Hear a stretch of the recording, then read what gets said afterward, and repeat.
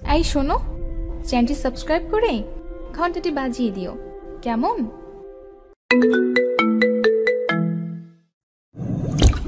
আমার জন্ম তোমার জন্য, আমার ভালোবাসা শুধু তোমার, যতদিন জীবন থাকে ওহো বলবো শুধু তুমি আমার।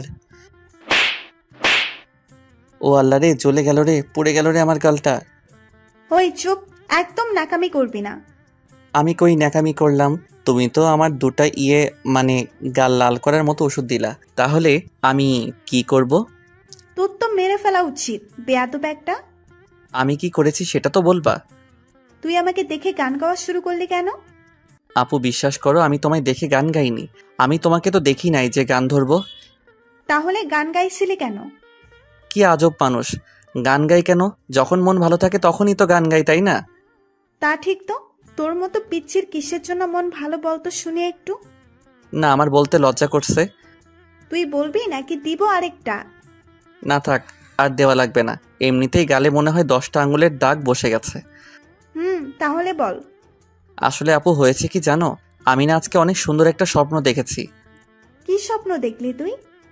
আমি না এত আমিনা আমিনা করিস কেন? বল, কি বলবি? আমি না আজকে স্বপ্নে আমার মনের ইচ্ছাটা পূরণ করেছি। কি মনের ইচ্ছা পূরণ করলি? আজকে স্বপ্নে তোমাকে না ইচ্ছা মতো থাপড়াইছি। হা হা হা হা।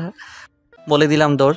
আর আসার সময় শুনলাম জানাত আপু আমাকে বলছে, কুত্তা শয়তান, তোর যদি হাতের কাছে পাই তাহলে তুই আজ শেষ। ধুর, পাগলের কথায় কি কেউ কান দেয়, তাই না? আমিও দিলাম না। আসলে আজকে বাসা থেকে কলেজে যাওয়ার জন্য বের হয়ে দেখি জানাত আপু আমার সামনে দিয়ে কলেজে যাচ্ছে। তাই আমি আজকে সুযোগটা বুঝে দিলাম, পাগলি চেতাইয়া। আসলে পাঠক ভাই, আমি না জান্নাত আপুকে অনেক ভালোবাসি, কিন্তু বলতে পারি না, ভয় করে। দেখছেন ভাই, আমি জান্নাত আপুর প্রেমে এত পাগল হয়ে গেছি যে আপনাদের পরিচয় দিতে ভুলে গেছি। আমি রাজীব, বাবা মায়ের একমাত্র পুত্র সন্তান। আমার আর একমাত্র ছোট বোন আছে যার নাম নীলা। সে আমেরিকাতে তার জামাইয়ের সাথে থাকে, মানে আমার দুলাভাইয়ের সাথে থাকে। আমি ইন্টার সেকেন্ড ইয়ারে পড়াশোনা করি। আর যাকে এত ভালোবাসি তার নাম তো জানিনি, তাও বলছি, সে হচ্ছে জান্নাত। সে তার বাবা মায়ের একমাত্র সন্তান। আর জান্নাত আপু অনার্স 2য় বর্ষে পড়ালেখা করে, আমার থেকে প্রায় 3 বছরের বড়। তাতে কি, ভালোবাসা কি কোনো বড় ছোট মানে? আপনারাই বলুন। কিন্তু তা সে বুঝছে না। আমি যে ওকে বলি নাই, তবে ওই বা বুঝবে কি করে। পরে চলে আসলাম, এসে বন্ধুদের সাথে আড্ডা দিয়ে ক্লাসে চলে গেলাম ক্লাস করতে। আর বরাবরের মতো আজও আমরা বন্ধুরা পিছনের বেঞ্চে গিয়ে বসলাম আর পড়ার মাঝে মাঝে মেয়েদের সাথে কাগজ ছিঁড়ে গোল গোল করে ওদের মারছিলাম। কিন্তু ওরাও আমাদের সাথে মজা শুরু করে দিচ্ছে। আর ওদের যে স্যার লেকচার দিয়েছে সেদিকে কারো খেয়াল নাই। পরে স্যার তার ক্লাস শেষ করে চলে গেল আর আমরা আমাদের মতো মজা করে যাচ্ছি।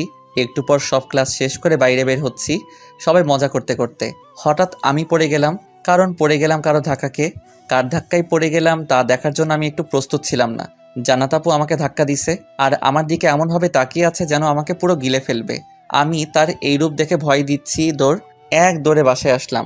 বাসায় এসে কলিং বেল বাজানোর পর আম্মু দরজা খুলে দিল। আমাকে হাঁপাতে দেখে বলল, কিরে হাঁপাচ্ছিস কেন? কেউ কি ধাওয়া করেছে? মা, কি যে বলবো, তোমার ছেলে আজ প্রাণ নিয়ে যে বাসায় আসতে পেরেছে এটাই অনেক বড়। তা গুণদর ছেলেকে কোন মানুষ বা জিন ধাওয়া করেছে? সে জিন না, কিন্তু সে মানুষরূপী পেতনি গো, পেতনি। তা কে সেই পেতনি? আমাদের বাসায় উপরতলায় থাকে না জান্নাত আপু, ওই আপুটা। কি তুই জান্নাতকে পেতনি বলিস? তোর সাহস তো কম না। আর নিশ্চয়ই তুই কিছু করেছিস, তাই ও তোকে ধাওয়া করেছে। মা আসলে হয়েছে কি, পরে মাকে সব বললাম। তুই একটু মানুষ হ বাবা আমার। আর মেয়েটা অনেক ভালো, তুই ওর পেছনে লেগেছিস কেন? ভালো না ছাই, আমি ওকে কত ভালোবাসি আর ও কি কিছু বোঝে না? বলে মুখে হাত দিলাম। কি, তুই জান্নাতকে ভালোবাসিস? কি রে, কথা বল, তুই ওকে ভালোবাসিস? আমি মাথা নেড়ে সম্মতি দিলাম। জান্নাত কি জানে? না, ওকে কিছু বলি নাই। জান্নাত তো তোর থেকে অনেক বড়। বড় তো কি হয়েছে? দেখ বাবা, যা করবি ভেবে চিন্তে করবি। আর জান্নাতের যদি বিএফ থাকে তখন কি হবে? তা তুমি চিন্তা করো না, আমি জানি ওর কোনো বিএফ নেই। না থাকলেই ভালো। যা যা, ফ্রেশ হয়ে নে, আমি খাবার দিচ্ছি। যাচ্ছি। পরে আমি গোসল করে দুপুরের খাবার খেয়ে ঘরে এসে ঘুম দিলাম। এক ঘুমে বিকালে উঠলাম। ঘুম থেকে উঠে ছাদে গেলাম, গিয়ে দেখি জান্নাত আপু দাঁড়িয়ে আছে। পিছন থেকে গিয়ে বললাম, আপু আমাকে মাফ করে দাও, আমি ওই সময় ইচ্ছা করে ধাক্কা খাই নাই। জানি। আচ্ছা, তোমার কি মন খারাপ? কেন তোর এমন মনে হলো? তোমাকে দেখে মনে হচ্ছে তোমার মন খারাপ। আচ্ছা বাদ দে এই কথা, তুই বল তোর জিএফ কেমন আছে? আস্তাগফিরুল্লাহ, নাউজুবিল্লাহ আপু, আমার কোনো জিএফ টিএফ নেই। কি বলিস? আর আমিও বা কাকে জিজ্ঞেস করলাম? তুই তো পিচ্ছি, তোর আবার জিএফ আসবে কোথা থেকে? আপু তুমি কিন্তু আমাকে অপমান করছো। তোর আবার মান অপমান আছে নাকি? নাই মানে অনেক বেশি আছে। আর আমার বয়স 19 হলে পিচ্ছি হলাম কিভাবে? ও লে লে লে, এই পিচ্ছির দেখি 19 বছর হয়ে গেছে, আমার বিশ্বাস হয় না। তা কি করলে তোমার বিশ্বাস হবে শুনি? সেটা আমি কি জানি? আমি জানি কি করলে বিশ্বাস করবা। কি করবি তুই? দেখাচ্ছি কি করি। বলে জান্নাত আপু জড়িয়ে ধরে প্রায় 5 মিনিট ধরে আমার ঠোঁটটা এক করে দিলাম। জান্নাত আপুকে কিস করার পর যেই না ছাড়া পেল। পিচ্ছির শয়তান কুত্তা, তুই আমার সাথে এটা কি করলি? উফ আপু লাগছে তো। আর আপনি তো বললেন আমি পিচ্ছি না, বড় হয়েছে সেটা প্রমাণ। তাহলে এখন কেন মারছেন? কিন্তু তাই বলে তুই এভাবে অপমান করবি? শয়তান একটা। আচ্ছা আমি না হয় জোর করে করলাম কিস, তাহলে তুমি বারণ করলে না কেন? তুমিও তো আমার সাথে মত দিলে কেন? তার মানে তুমি এটাই চাইছিলে তাই না?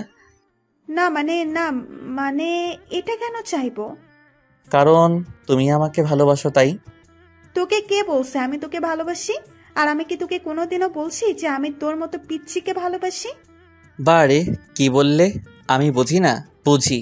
তুমি সবসময় আমার সাথে কথা বলতে আসো, আবার বের হওয়ার আগে তুমি নিজে থেকে বের হয়ে যাও, যাতে আমার সাথে ইচ্ছা করে ঝগড়া করতে পারো।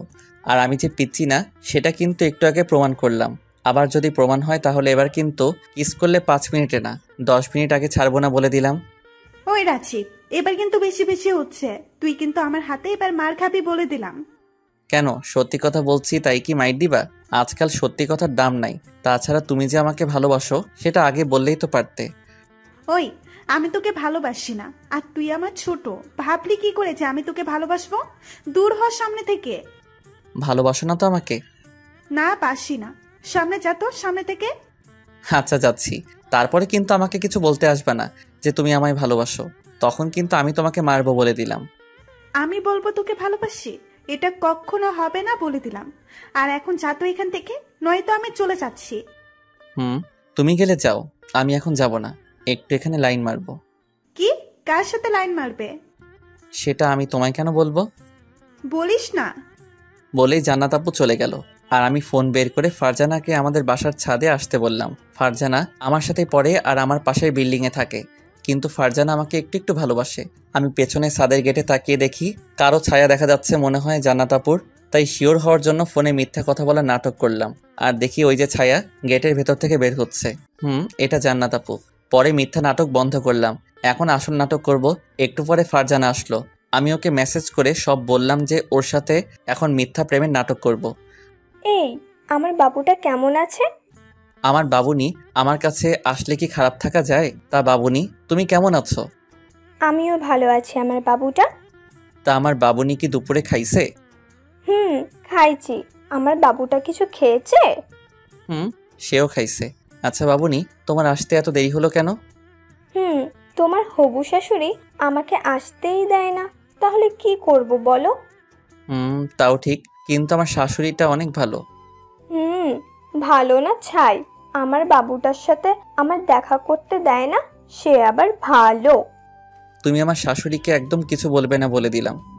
কেন বলবো না? আমার বাবুর সাথে দেখা করতে যে আমাকে দিবে না, সেই খারাপ, বুঝছো? বুঝলাম। কি বুঝলে? বুঝেছি যে আমার বাবুনিটা আমায় অনেক ভালোবাসে।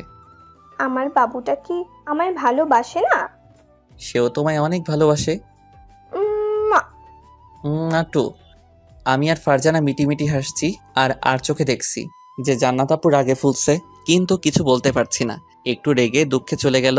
আমি আর ফারজানা শুধু হাসছি দাঁড়িয়ে দাঁড়িয়ে। একটু পরে আমি চলে গেলাম ছাদ থেকে নিজের ঘরে। পরে বাইরে বন্ধুদের সাথে আড্ডা দিতে গেলাম। রাত 8টার দিকে বাসায় এসে ফ্রেশ হয়ে পড়তে বসলাম। 2 ঘন্টা পরে খাবার খেয়ে ফেসবুকে ঢুকলাম। ঢুকে আমি ইন এ রিলেশনশিপ স্ট্যাটাস দিলাম। আর আমি বের হয়ে আসলাম, কারণ এখন থাকলে এত বেশি মজা পাবো না। মজা পাবো কাল কলেজে। পরে বেশি চিন্তা না করে ঘুমিয়ে গেলাম। সকালে মায়ের ঝাঁটার বাড়ি খেয়ে ঘুম থেকে উঠলাম। উঠে গোসল করে নাস্তা করে কলেজে যাওয়ার জন্য রওনা দিলাম। কিন্তু আজ জান্নাত আপুকে দেখলাম না। পরে দেখি ফারজানা আমাকে ডাকছে ওর সাথে যাওয়ার জন্য। আমিও ওর সাথে হাঁটা শুরু করলাম। একটু পরে পিছনে চেয়ে দেখি জান্নাত আপু আসছে। তাই আমি আর ফারজানা ক্লোজ হয়ে হাঁটছি, আর তা দেখে জান্নাত আপু রাগে ফুঁসছে। আমি আর ফারজানা হেসে কথা বলতে বলতে কলেজে চলে আসলাম, আর জান্নাত আপু আমাদের পিছনে পিছনে চলল। একটু পর ফারজানা একটা কাজ করলো, তা দেখে জান্নাত আপু আর সহ্য করতে পারল না। কি ভাবছেন আমাকে থাপ্পড় মারছে? আরে না, মারছে তো ফারজানাকে। আমি তো দেখে হা করে আছি যে জান্নাত আপু কি করলো। ওই সিমলি, তুই ওর হাত ধরছিস কেন? বেয়াদব মাইয়া, তোর সাহস তো কম না, তুই রাজীবের হাত ধরিস? শোন, রাজীব শুধু আমার, আর কারো না। কথাগুলো বলে জান্নাত আপু চুপ হলো। কি হয়েছে কি? ফারজানা আমার হাত ধরেছিল, আর সেটা আমার কথাই ধরেছে। কিন্তু জান্নাত আপু যে এতটা রিয়্যাক্ট করবে সেটা আমি ভাবিনি। আপনি ওকে মারলেন কেন? ও তোর হাত ধরছে কেন? ভালোবাসার মানুষের হাত ধরবে না তো কি অন্যজনের হাত ধরবে? ও আমায় আর আমি ওকে ভালোবাসি, এতে আপনি ওকে মারলেন কেন? মারছি বেশ করছি, আর তুই ওকে ভালোবাসিস তাই না? তোর ভালোবাসা আমি বের করছি। দাঁড়া, আজই আমি তোকে বিয়ে করব। এটা মগের মূল্য যে আপনি বললেন আর আমি বিয়ে করে নিব? না, এটা হবে না। আমি আপনাকে বিয়ে করব না। আপনি বা কেন আমাকে বিয়ে করবেন? আপনি আমার বড় আপু, আপনাকে আমি বিয়ে করতে পারবো না। তুই যেটার মুল্লুক ভাবিস সেটা মুল্লুক, আর তুই বিয়ে করবি না মানে তোর ঘাড় বিয়ে করবে। তার আগে তুই এটা বল, তুই আমাকে আপনি করে বলছিস কেন? আমার ইচ্ছা আমি বলেছি কারণ আপনি আমার বড় আপু, আপনাকে তো সম্মান করতে হবে তাই না? আর আপনি একটা বলুন কেন আমাকে বিয়ে করতে চান? বড় বলে সম্মান করবি ঠিক আছে, কিন্তু বড়দের কথা শুনতে হয় জানিস না? আর আমি তোকে ভালোবাসি, তাই তোকে আমি বিয়ে করব। আর কোনো কথা আছে? আমার মনে হয় না আছে। আর তুই এখন আমার সাথে বাসায় চল, তোর বাবা মায়ের সাথে কথা বলে আজই তোকে বিয়ে করব। আপনি কালকে আমাকে বললেন আমায় ভালোবাসেন না, তাহলে এখন কেন বলছেন আমাকে ভালোবাসেন? আমি আপনাকে কাল বলেছিলাম ভালোবাসলে বলেন, কিন্তু আপনি আমায় ঝাড়ি দিয়ে বলেছিলেন আপনি আমায় ভালোবাসেন না। আর ফারজানা কি হবে? সেটা আমি এমনি বলেছিলাম, আর আমি কি জানি যে তুই এমন করবি? তাহলে অমন করতাম না। এই মেয়ের আর কি হবে, অন্য ছেলের সাথে ঘুরুক, কিন্তু তোর সাথে ঘুরতে পারবে না, এটা আমার শেষ কথা। আসলে আপু, রাজীব আপনাকেই ভালোবাসে, আর ও যে এত কথা আর এত কিছু করলো সেটা ওর সব অভিনয়। আমরা আপনার মুখ দিয়ে ভালোবাসার কথা বের করার জন্যই এই অভিনয় করছি। আমি এবার শেষ। এই মাইয়ারে কে কইছে যে এখনই এসব বলতে? এখন তো জান্নাত আপু আমাকে মেরেই ফেলবে। তাই আমি দৌড় দেওয়ার জন্য যেই পিছনে পা বাড়িয়েছি অমনি এই দাঁড়া, কই ভাগোস? ইয়ে মানে আপু। তুতলাস কেন? আর তুই আমাকে আপু বলবি না, এই শেষবারের মতো বললাম। তুই আমার সাথে এই অভিনয় করতে পারলি? আচ্ছা আপু বলবো না, তাহলে কি বলবো? আর আপনি তো বলেছিলেন যে আমায় ভালোবাসেন না, তাহলে কি করব? তাই তো তোর মুখ থেকে ভালোবাসি শুনবো বলেই এত অভিনয় করলাম। তুই আমার নাম ধরে ডাকবি, আর তুমি করে বলবি, আর কোনোদিন আপু আর আপনি করে বলবি না। তুই জানিস তোর ওই অভিমানের জন্য কত কান্না করছি আমি? তোমার জন্য তুমি কান্না করছো? তুমি যদি কাল বলতে আমায় ভালোবাসো তাহলে তো আর আজকে কান্না করতে হতো না। এখন এসব বাদ দাও। তুমি বলছো আজকে আমায় বিয়ে করবে, সেটা কি হলো? সত্যি কি বিয়ে করবে নাকি মিথ্যা কথা বললা? ওই, তুই আর আপু প্রেম কর, আমি যাই রে। আচ্ছা ফারজানা, তুমি আমাকে মাফ করে দাও। বোঝোই তো ভালোবাসার মানুষের হাত যদি অন্য কেউ ধরে তাহলে কেমন লাগে। আমারও তেমনই লাগছিল, তাই তোমাকে রাগের মাথায় থাপ্পড় দিয়েছিলাম। আপু, মাফ চাওয়ার কি আছে? আপনি তো আমার বড় আপুর মতো, আপনি মাফ চাইয়েন না প্লিজ। আর আমি কিছু মনে করিনি। আপনারা থাকেন, আমি আসছি। এখন আমার ক্লাস আছে। আর রাজীব, তুই আজকে ক্লাস করবি? মনে হয় করতে পারবো না, তুই যা ক্লাস কর। আচ্ছা। এখন বলো বিয়ে করবে নাকি? করব। আগে চল তোর আব্বু আম্মুকে আর আমার আব্বু আম্মুকে রাজি করাই, তারপরে। তাহলে এখনো কেন দাঁড়িয়ে আছো? চলো তাড়াতাড়ি বাসায়। পরে আমি আর জান্নাত আপু রিক্সা ডাক দিয়ে রিক্সায় উঠলাম। আমি কোনোদিন কোনো মেয়ের সাথে এক রিক্সায় বসি নাই, তাই আমি যথেষ্ট পরিমাণে জান্নাত আপু থেকে দূরে বসেছি। কিন্তু জান্নাত আপু ততই আমার এদিকে ঘেঁষে বসছে। কি করছো? এত চেপে বসছো কেন? আমার হবু স্বামীর গায়ে গা মিশিয়ে বসেছি। তো তোর কি হয়েছে রে? আমি কিছু না বলে ভাবছি আসলে তো ঠিকই বলছে। এখন তো সে আর আমার বড় আপু না যে সমস্যা হবে, তাই আমিও চেপে বসলাম। কিন্তু আরও একটা কাজ করলাম, ওর হাতটা ধরলাম। দেখে আমার দিকে কেমন করে যেন তাকিয়ে আছে, তাই আমি ভাবলাম হয়তো ভালো লাগছে না, তাই আমি হাতটা ছেড়ে দিলাম। ও মা, এ কি? হাত ছেড়ে দিয়ে মনে হয় মহা ভুল করছি। ওই এই, তুই হাত ছাড়লি কেন? আমি ভাবলাম তোমার ভালো লাগছে না, তাই ছেড়ে দিয়েছি। আমি তোকে কি একবারও বলছি আমার খারাপ লাগছে? তুই এত বুঝিস কেন? আচ্ছা মাপ চাই, আর বেশি কথা কিছুই বুঝবো না। এখন থেকে যা বলবা তুমি তাই করব। মনে থাকে জানো। হুম। পরে জান্নাত আপু নিজেই আমার হাত ধরলো, এমনভাবে ধরেছে মনে হয় আমি কোনো পলাতক আসামি যে ছেড়ে দিলেই আবার ভেগে যাবে। পরে বাসায় আসলাম, বাসায় সিঁড়ি দিয়ে উঠেছি, এমন সময় জান্নাত আপু আমায় বলল, তুই ঘরে গিয়ে তোর মাকে বলবি, আর তোর মা যেন তোর আব্বুকে বলে যে যদি আজকে আমার সাথে যদি তোর বিয়ে না দেয় তাহলে আমি সুইসাইড করব। তাহলে দেখবি বিয়ে দিয়ে দিবে, আর আমিও এরকম কথা বলবো। আল্লাহ কি সাংঘাতিক মেয়ে গো তুমি। আমি আমার ভালোবাসা পাওয়ার জন্য সব কিছু করতে পারি, আর যদি আমাকে বিয়ে না দেয় তাহলে সত্যি কথা আমি সুইসাইড। আর বলতেই দিলাম না, তার আগে 4 ঠোঁট এক করে দিলাম। কিছু সময় পরে বললাম, আর কোনোদিনও এই কথা শুনলে তোমার আগে এবার আমিও কিচ্ছু বলতে পারলাম না। এবার আমার ঠোঁট বন্ধ করে দিছে ছাড়ার পরে। তুইও আর বলবি না, বললে খবর আছে। আচ্ছা বলবো না। আচ্ছা যা গিয়ে বল, আমিও বলি।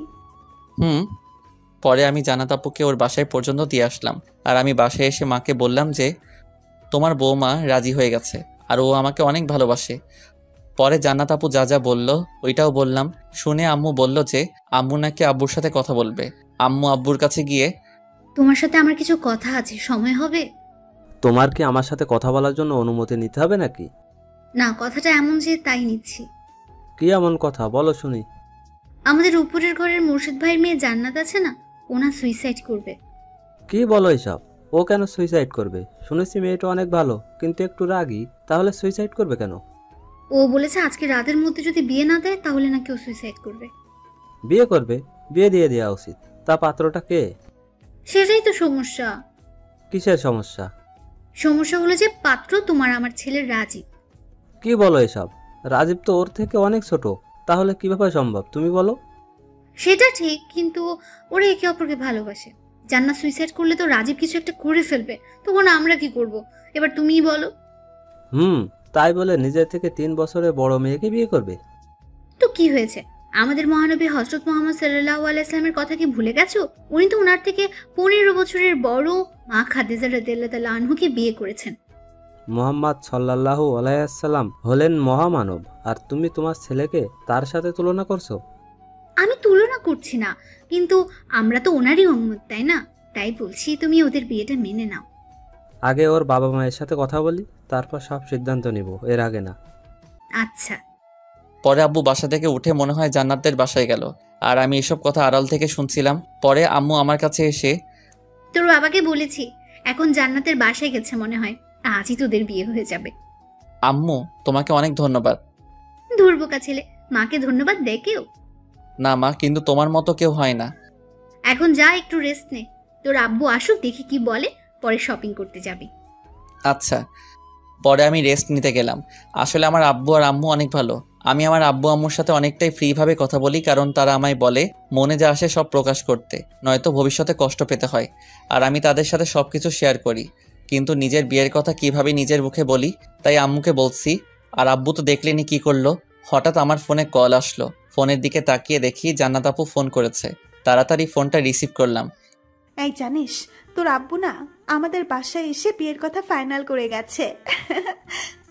কি মেয়ে ভাই, ফোন করে কেমন আছিস কি করি না করি কিছু জিজ্ঞেস না করে ডাইরেক্ট বিয়ের কথা বলে? মানে কি? তোর মুখ নাই, কিছু বল। কি বলবো?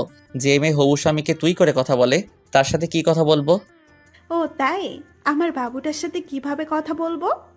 তুমি করে বলবে, আর না হয় আমি আপনাকে আপনি করে বলবো। আচ্ছা বলবো। আম্মু বলেছে শপিংয়ে যেতে আমাদের সাথে, তুমি কি যাবে? যাব না মানে 1000 বার যাব। আমার শাশুড়ি মা বলেছে যেহেতু যেতে তো হবেই। রেডি হয়ে আসো। আচ্ছা। পরে ফোন রেখে দিলাম। আমি রেডি হয়ে নিলাম, আর জান্নাতও চলে আসলো, কিন্তু বাসায় না। আমাকে ফোন করে বলেছে বাইরে আসতে, তাই আমি আম্মুর কাছ থেকে টাকা নিয়ে শপিং করতে চলে আসলাম।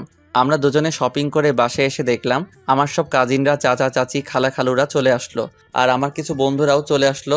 বুঝতে পারছি এগুলো সব আমার আম্মুর কাজ, কিন্তু আমার বোনটা আসতে পারবে না। একটু পরে আমার গায়ে হলুদ হলো, সব হলো, কিন্তু একটা মজার ব্যাপার হলো বাইরে থেকে কেউ আমাদের বাসা দেখলে কেউ বলবে না যে এখানে বিয়ে হচ্ছে, কারণ বাসা সাজানো হয়নি। কারণ সময় কম, তাই কিছুই সাজানো হয়নি।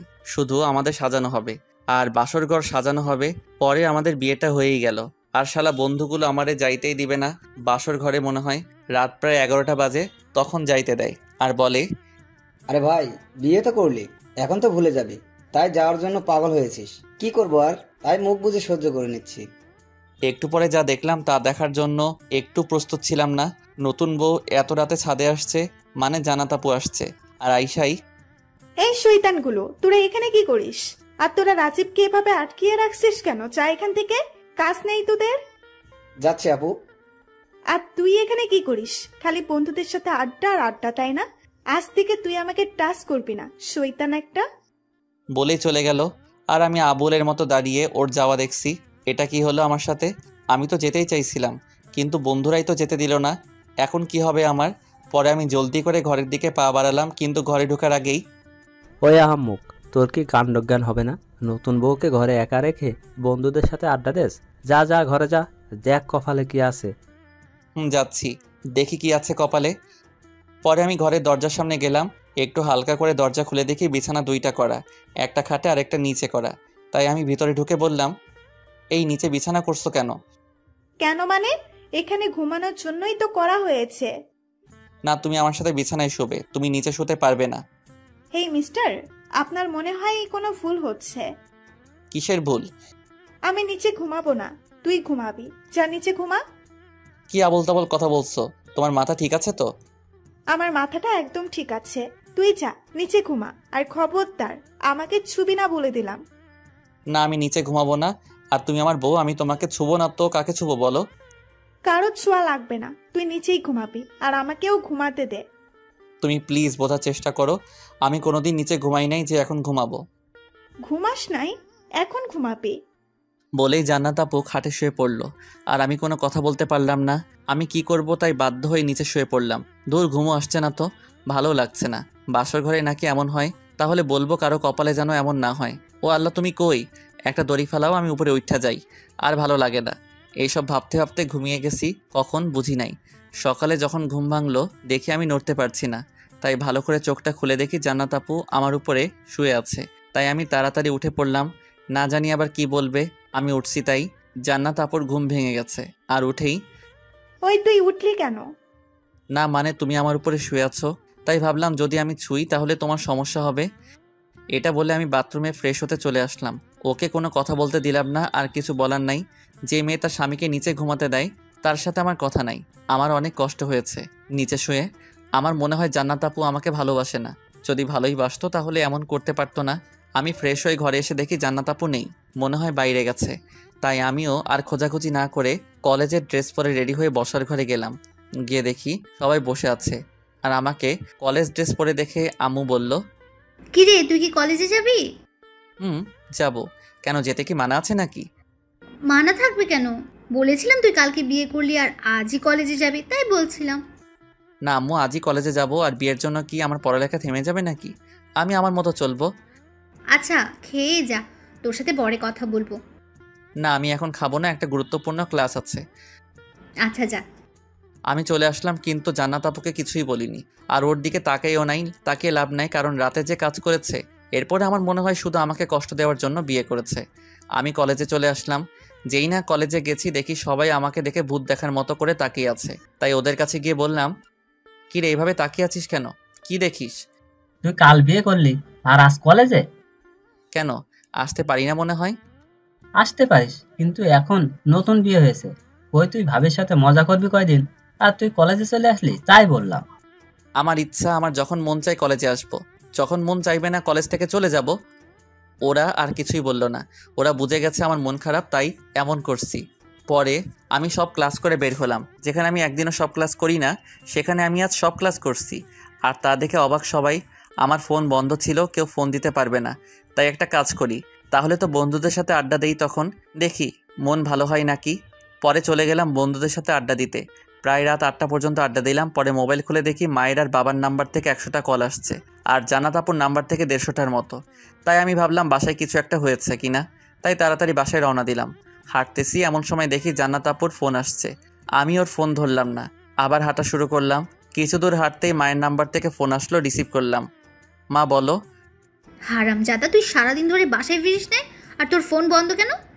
মা আমি বন্ধুদের সাথে আড্ডা দিচ্ছিলাম তাই দেরি হয়ে গেছে, আর ফোন এমনি বন্ধ করে রেখেছিলাম।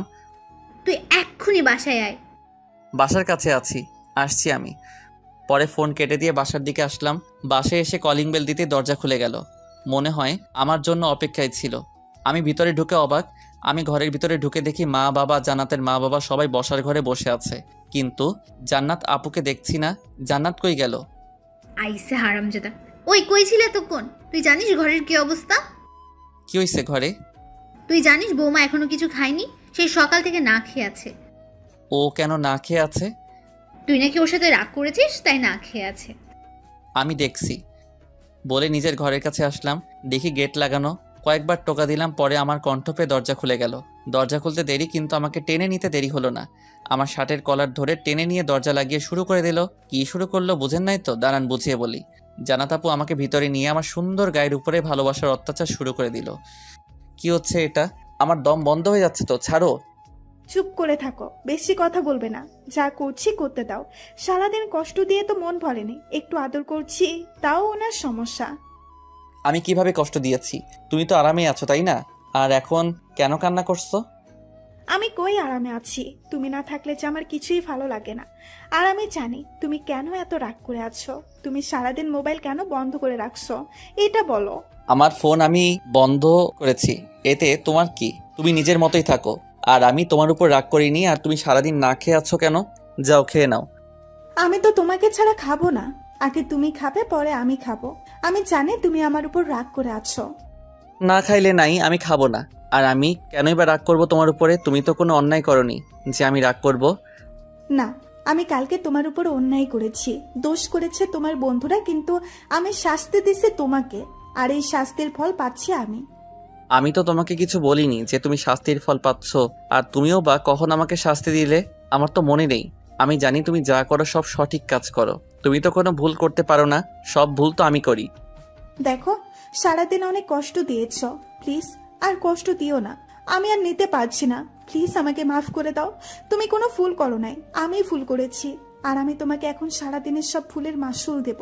আগে তুমি খাবার খেয়ে নাও। কি মাসুল দিবে শুনি? যা করার করব, আগে খেয়ে নাও। চলো খাবার খাবে, আমার অনেক ক্ষুধা লাগছে। চলো। না আমি খাবো না।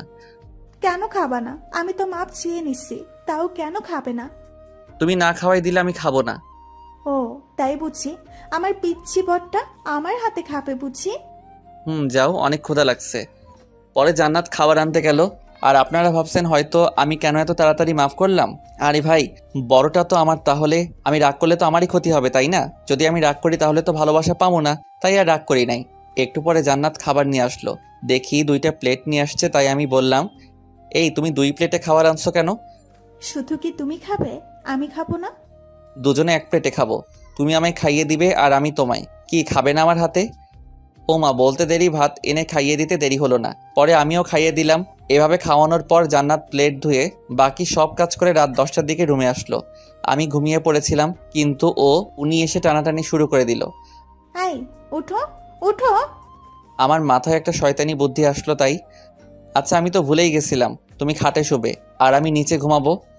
কি বললি? তুই নিচে ঘুমাবি মানে? তুই এখানে আমার পাশে ঘুমাবি।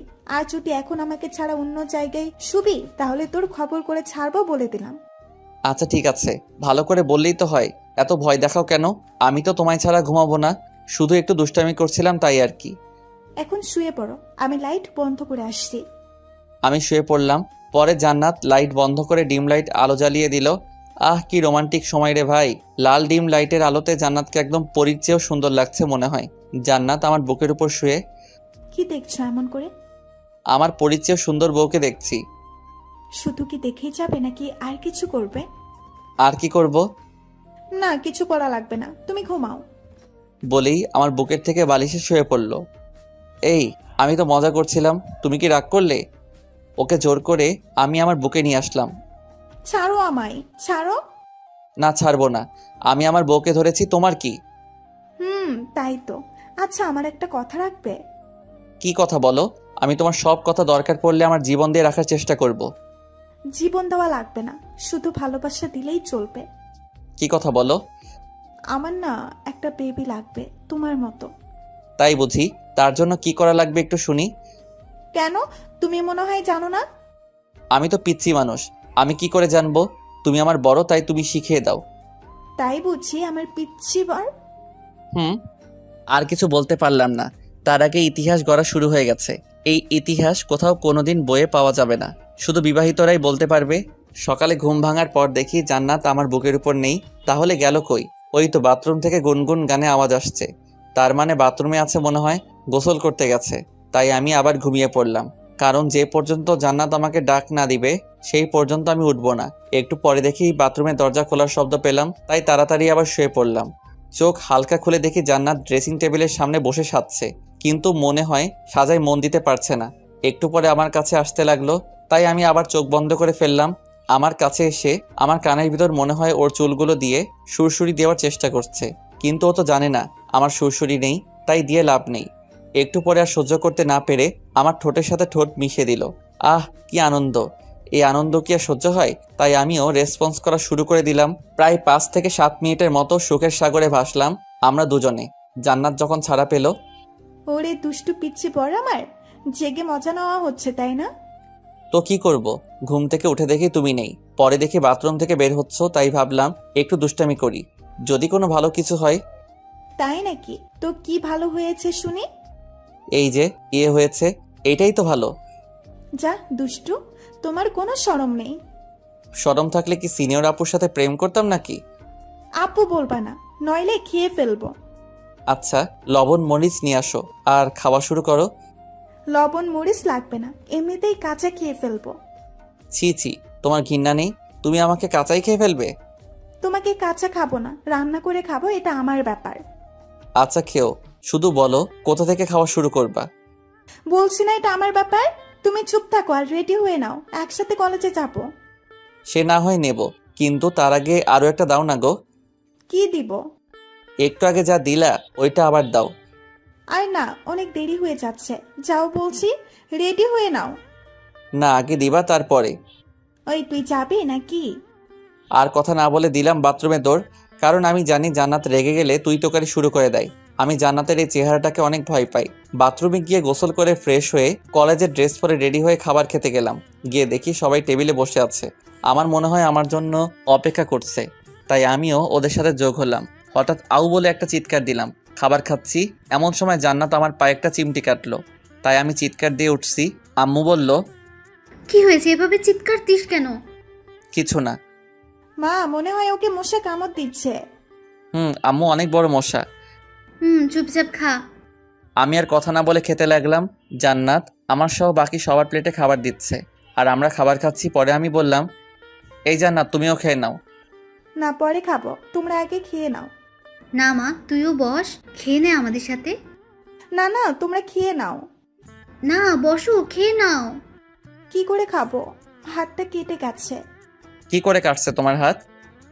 কিভাবে কাটছে? এই তো রান্নাঘরে পেঁয়াজ কাটতেছে। একটু সাবধানে কাজ করতে পারো না? এ রাজীব, তুই ওকে খাইয়ে দে। আচ্ছা। পরে আমি জান্নাতকে খাইয়ে দিতে লাগলাম, আর ও আমাকে চোখ টিপ মারলো। আমি বুঝে গেছি ওর হাত কাটেনি, ও আমার হাত থেকে খাওয়ার জন্য এই নাটক করছে। এখন থেকে আমিও করব। পরে খাওয়া দাওয়া শেষ করে জান্নাত গেল রেডি হতে, আর আমি সোফায় বসে মোবাইল টিপতে থাকি। একটু পরে জান্নাত রেডি হয়ে আসলো, আর আমি ওকে নিয়ে কলেজের দিকে হাঁটা শুরু করলাম। এই রাজীব, রিক্সা ডাকো। আচ্ছা। পরে রিকশায় উঠে আমি আর জান্নাত কলেজে যাওয়া শুরু করলাম। আমি জান্নাতের হাতের দিকে তাকিয়ে আছি। অনেক ইচ্ছা করছে হাতটা ধরতে, কিন্তু সাহস করতে পারছি না। আমার তাকিয়ে থাকা দেখে জান্নাত নিজেই আমার হাত ধরলো, আর কানে কানে বলল, এত লজ্জা কেন নিজের বইয়ের কাছে? আমি কিছু না বলে একটা মুচকি হাসি দিলাম। একটু পরে কলেজে আসলাম, আর জান্নাত আমায় বলল, ওই একদম সোজা ক্লাসে চলে যাবা, আর খবরদার কোনো মেয়ের দিকে তাকিয়েছো তো তোমার খবর আছে। ঘরে যদি তোমার মতো সুন্দরী এত মিষ্টি একটা বউ থাকে, তাহলে কি কেউ অন্য মেয়ের দিকে তাকাবে? চিন্তা কইরো না, তাকাবো না। জানে তুমি কেমন, মেয়ে দেখলে লুচুগিরি করে, সে নাকি মেয়েদের দিকে তাকায় না। এটা তুমি কি বললা? আমি লুচু? লুচু নয় তো কি? আর কথা বলো না, যাও ক্লাসে, আমার ক্লাস আছে, দেরি হয়ে যাচ্ছে। ক্লাসিকে বন্ধুদের সাথে বসলাম আর আড্ডা দিতে লাগলাম। পরে ক্লাসে স্যার আসায় আর বেশি আড্ডা না দিয়ে ক্লাসে মন দিলাম, কিন্তু কিছুতেই মন বসছে না। বারবার কাল রাতের ইতিহাসের কথা মনে পড়ছে। পরে ক্লাস করে বন্ধুদের সাথে আড্ডা দিতে বের হলাম। ক্যাম্পাসে দেখি জান্নাত দাঁড়িয়ে আছে আর কার সাথে কথা বলছে। কার সাথে কথা বলছে তা দেখার জন্য আমি একটু সামনে এগিয়ে দেখার চেষ্টা করলাম। এ কি, এ তো নিলয় ভাই, ইনি তো জান্নাতের সাথে পড়েন। একটু সামনে গিয়ে দেখি কি বলে ওরা। প্লিজ জান্নাত, একটু বোঝার চেষ্টা করো, আমি তোমাকে অনেক ভালোবাসি। তাতে আমার কি? আমি তোমাকে ভালোবাসি না। একটা কথা শোনো, আমি শুধুমাত্র রাজীবকে ভালোবাসি। আরে ও তো পিচ্চি ছেলে, ওকে তুমি কিভাবে ভালোবাসো? রাজীব ছোট হোক আর বড় হোক তাতে তোমার কি? আমি ওকে ভালোবাসি, এটাই সত্য। আর ও যে আমার স্বামী এটা জানো। আর যদি আমার স্বামীর সম্পর্কে একটা খারাপ কথা বলো, আমার থেকে খারাপ কেউ হবে না। একটা পিচ্চি ছেলেকে বিয়ে করছো, আমার মতো হ্যান্ডসাম ছেলে থাকতে ওকে তোমার সাথে মানায় না, তোমাকে শুধু আমার সাথে মানাই। জান্নাত নিলয়কে থাপ্পড় মারলো, আর তাও আমার জন্য। আমি তা দেখে অবাক। তোর কাছ থেকে শিখতে হবে আমাকে কার সাথে মানায় আর কার সাথে মানায় না। জানোয়ার একটা, দূর হয়েছে আমার চোখের সামনে থেকে। আর যদি দেখি আমার সামনে, তোরে ওই দিন আমি শেষ করে ফেলবো। এই বলে জান্নাত চলে আসতে লাগলো, আর নিলয় জান্নাতের হাত ধরলো।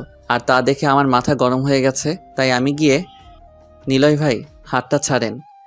আয়শা পড়ছে তোমার পিচ্চি বর। পিচ্চি হলেও ভালো আছি, আপনার মতো লম্পট না আমি, যে অন্যের বউয়ের হাত ধরে টানাটানি করি। ওর হাতটা ছাড়েন বলছি। যদি না সারি তো কি করবি তুই? আর কিছু বললাম না, ডাইরেক্ট মেইন পয়েন্টের দিকে দিলাম লাথি। আর মনে হয় না বাবা হতে পারবে। নিলয়ের ভবিষ্যৎ অন্ধকার করে দিলাম।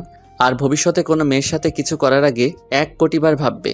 আমি জান্নাতকে নিয়ে চলে আসলাম, আর আশেপাশে চেয়ে দেখি সবাই আমার কাজের জন্য হাততালি দিচ্ছে। আর জান্নাত তো আমার দিকে অবাক চোখে চেয়ে রইল। বাসায় এসে আমি কোনো কথা না বলে ঘরে ঢুকে বাথরুমে গেলাম ফ্রেশ হতে, সাথে গোসল করব।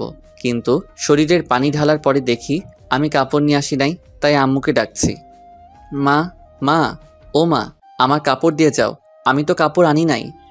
কে জানি ঘরে আসলো, বুঝলাম না, কিন্তু তাও বললাম, আমি তো কাপড় আনি নাই, একটু কাপড়টা দেন। যেই আসেন ঘরে। পরে আলমারি খোলা শব্দ পেলাম, কিন্তু বাইরে তাকাতে পারছিলাম না লজ্জার কারণে। একটু পরে কে যেন আমার বাথরুমের দরজায় টোকা দিচ্ছে। দরজা খুলে দেখি, আরে এটা তো জান্নাত। তাই আমি ওকে ভিতরে টেনে নিয়ে আসলাম। এই কি করছো তুমি? ছাড়ো, ভিজে যাবো তো। ভিজলে কিছু হবে না, এখন তুমি আমার সাথে গোসল করবে আর আমিও। ছি, কি বাজে হাসি দিলা তুমি। আচ্ছা গোসল করব ঠিক আছে, কিন্তু আমি তো কাপড় নিয়ে আসি নাই। আগে নিয়ে আসি, তারপর না হয় একসাথে গোসল করব। আমি তোমাকে বিশ্বাস করি না, তুমি এখনই আমার সাথে গোসল করবা। পরে আমি পানির ট্যাপ ছেড়ে দিলাম, দুজনে ভিজে গেলাম। পরে আর কি, বউ পাশে থাকলে যা হয় আমিও তাই করলাম। এইভাবে আমাদের দিনকাল চলে যেতে লাগলো, হাসি কান্না দুষ্টুমির মধ্যে দিয়ে। 1 মাস পর একদিন হঠাৎ জান্নাত বমি করছে আর মাথা ঘুরে পড়ে গেল। আমি তো তা দেখে ভয় পেয়ে গেলাম। সাথে সাথে ডাক্তার আনা হলো, জান্নাতের বাবা মা সবাই আসলো। এরপর ডাক্তার চেক আপ করে যা বলল তা শুনে আমি তো এত খুশি হয়েছি তা বলার মতো না। আমি নাকি বাবা হব, এটা শুনে কোনো বাবারই মাথা ঠিক থাকে না। সবার সামনে জান্নাতকে কোলে তুলে ঘোরাতে লাগলাম, আর জান্নাত তো লজ্জায় লাল হয়ে গেছে। যখন আমার হুঁশ ফিরল তখন আমি নিজে ওকে ছেড়ে দিলাম। পরে বাবা আমাকে মিষ্টি আনতে পাঠালো। আমি মিষ্টি এনে দেখি আমার বাসায় আমাদের আত্মীয় স্বজন ভরে গেছে। আর আমার এবং জান্নাতের বন্ধু বান্ধবীরা বাসায় এসে জান্নাতের সাথে গল্প করছে। আমাকে মিষ্টি হাতে নিয়ে দেখে সবাই ফকিরের মতো ঝাঁপিয়ে পড়ছে। মনে হয় কতকাল মিষ্টি খায় না, শালা সবগুলো ফকির মনে হয়। খাওয়া দাওয়া গল্প মাস্তি শেষ করে সবাই যে যার বাসায় ফিরে গেল, আর আমি জান্নাতকে নিয়ে ব্যস্ত হয়ে রইলাম। জান্নাতের প্রতি আমার পরিবারের যত্ন বেড়ে গেছে। জান্নাতকে আমরা যত্ন করতে লাগলাম এবং কোনো প্রকার কাজ করতে দেওয়া হয় না। এভাবে দেখতে দেখতে আমার ইন্টার পরীক্ষা হয়ে গেল এবং রেজাল্ট দিল। অতটা ভালো করতে পারি নাই, কিন্তু জাতীয় বিশ্ববিদ্যালয়ে পড়তে পারবো। আমার পরীক্ষার সময় জান্নাত আমাকে অনেক সাহায্য করেছে। আমি একটু ফাঁকি দিলে আমার কান ধরে পড়াইছে। আর আজকে জান্নাত আপুর কষ্টের ফল পাইলাম। এভাবে আরও কয়েকটা মাস কেটে গেল। একদিন আমি কলেজে গিয়েছিলাম, বাসায় ফিরতেই মা জিজ্ঞাসা করলো, এই তোর জান্নাতের সাথে কি হয়েছে? কই কিছু হয়নি তো। তাহলে সকাল থেকে না খেয়ে আছে কেন? এই অবস্থায় না খেয়ে থাকলেও অনেক ক্ষতি হয়ে যেতে পারে। তুমি খাবার ঘরে পাঠিয়ে দাও, আমি দেখছি কি হয়েছে। আমি আমার রুমে গিয়ে দেখি জান্নাত বসে কাঁদছে। আমি গিয়ে কাঁধে হাত দিতেই হাত ছড়িয়ে দিই আর বলে, আমায় একদম টাচ করবি না। কেন, কি হয়েছে? আমি তো পুরনো হয়ে গেছি, তাই আবার আরেকজনকে পেয়ে গেছিস। আরে এসব কি আজে বাজে কথা বলছো? আমি আবার কাকে পেয়েছি? তাহলে এইসব কি? তারপর আমাকে কিছু SMS দেখালো। এটা দেখে আমার মাথায় হাত। আমি বললাম, আরে এসব তো আমার এক বান্ধবীর কাজ, ও তোমার সাথে মজা করছে। আমি বিশ্বাস করি না। দাঁড়াও, আমি তোমাকে প্রমাণ দেখাচ্ছি। তারপর আমি ওই নাম্বারে কল দিলাম। কল ধরে বললাম, ওই তুই এইটা কি করেছিস? আরে আমি তো মজা করেছিলাম। বন্যা আমার স্কুল লাইফের ফ্রেন্ড, তোর মজা আমার জন্য সাজা হয়ে গেছে। আচ্ছা তুই ভাবিকে ফোনটা দে। তারপর আমি জান্নাতকে ফোন দিলাম। বন্যা কি বললাম আমি কিছুই শুনলাম না। তারপর সরি, আমার ভুল হয়ে গেছে। আমি চুপ করে আছি। আরে বললাম তো সরি, আজ বুঝেছি তুমি আমাকে কতটা ভালোবাসো। এর মধ্যে মা খাবার নিয়ে এলো আর দিয়ে চলে গেল। আমাকে খাইয়ে দিবে না?